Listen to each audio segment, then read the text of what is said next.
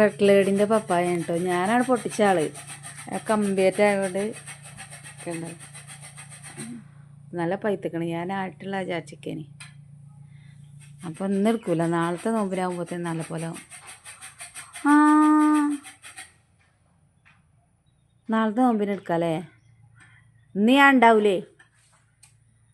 നാളെ എടുക്കാം. ഞാൻ വൈക്കിടക്ക് പോകുക. മിഞ്ഞാന്നോ? ഇന്നലെ അല്ലേ?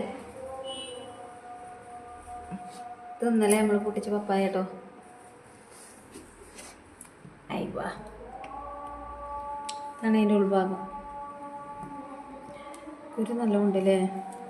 അപ്പോൾ മറ്റേ മഴ ഉണ്ട കുരുവിനെ ഒഴിവാക്കിയിട്ട് ഈ കുരു ഉണക്കിയാണ്ട് ചോദിച്ചവർക്ക് കൊടുക്കുക.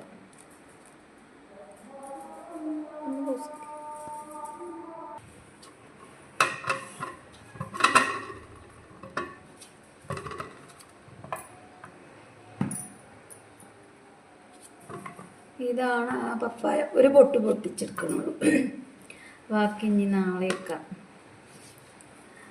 അപ്പോൾ ഇത് പീടിയിൽ നിന്ന് വാങ്ങിയാൽ എൻ്റെ വീട്ടിലുണ്ടായതാണ് കേട്ടോ.